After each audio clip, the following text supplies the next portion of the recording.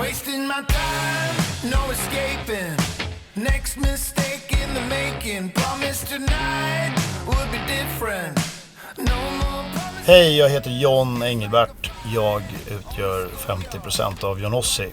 Och det här är mitt program av Vad har du i påsen?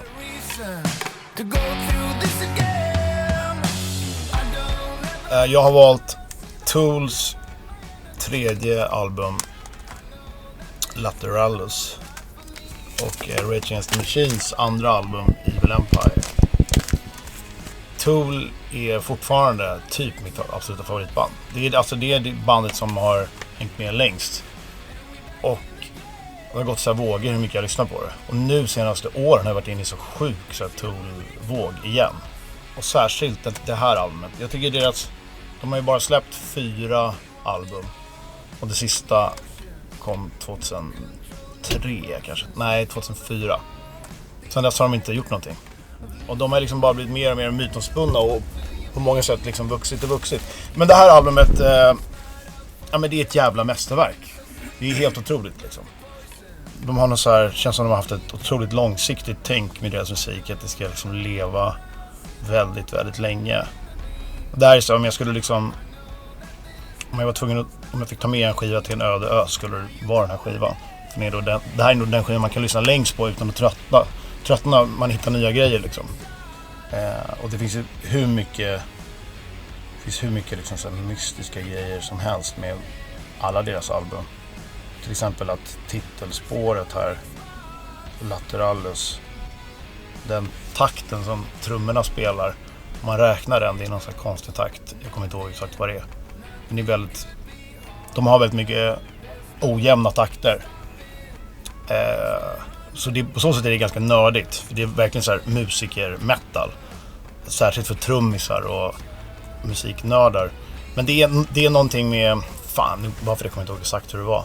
Men om man räknar takten i trummorna så får man fram någon så här matematisk formel som synkar med någonting i universum. Typ. Jag har alltid synkat på något så spirituellt plan med Tool. Med texterna och hela världen som de lever i. De har jobbat från det här albumet, så har de jobbat med en konstnär som heter Alex Gray som gör allt deras visuella. Så att bara bukletten liksom är jävligt fet. Och det som är coolt med dem, de är ju fortfarande ett av världens största metalband. När de väl spelar, det gör de väldigt sällan, men så kan de spela i princip på vilken arena som helst i hela världen och de säljer ut. Men de har fortfarande inte släppt sin musik digitalt.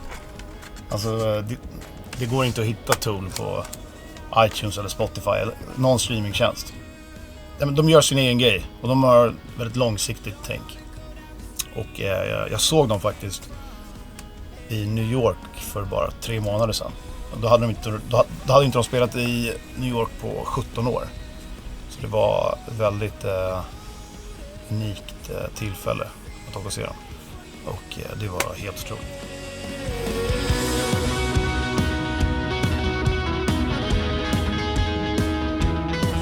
Okej, den andra skivan som jag valde är också ett band som jag lyssnade på. Alltså mina 2 favoritband när jag mellan 11 års ålder och kanske 17 års ålder är Rage Against the Machine och Tool.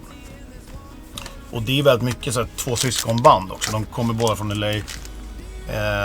Tom Morello som är gitarrist i Rage Against the Machine, han var gitarrlärare åt Adam Jones som är gitarrist i Tool. Och de liksom kom fram samtidigt. Typ Tool var förbandat Rage Against the Machine väldigt mycket i början, typ runt 93. Alltså det här är deras andra skiva. Jag upptäckte Rage när de släppte deras första skiva. Så att den här hade jag ju sett fram emot sjukt mycket när den kom. Och sen så här med åren så har jag liksom mer, tycker att den här är bättre än den första. Eller jag har lyssnat mer på den här. Jag tycker de nailade allting här liksom. de här 2 skivorna har jag väldigt mycket typ lärt mig spela gitarr till. Och kanske Nirvana-skivorna. Alltså Nevermind och Incesticide och Inuture. Det är typ de 4 skivorna som jag har lärt mig spela gitarr till. Två låtar på det här albumet som de inte har spelat live så mycket heller. Alltså som folk kanske skulle säga i så här mellanspår, tycker jag nog är bland de bästa. Och det är Snake Charmer och Tire Me. Jag gillar när Sakta La Rocha är så arg som möjligt. Ja, så är det bara jävligt snyggt skivomslag. Det är liksom det är som en superhero. Så är en så här oskyldig pojke, fast man ser ändå att han typ döljer någonting. Han kanske är så här. Det är liksom en hel amerikansk pojke.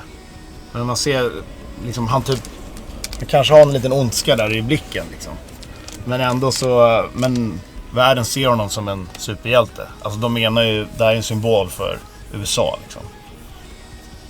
När jag började spela gitarr typ när jag var 11, 12, 13 så lyssnade jag extremt mycket på Rage Against the Machine. Men sen har jag lyssnat fortfarande jättemycket. Men det har ju format mig på det sättet att hade jag inte lyssnat så mycket på metal liksom, och hård musik i tonåren, då hade jag nog, kanske man inte hade fortsatt göra det resten av livet.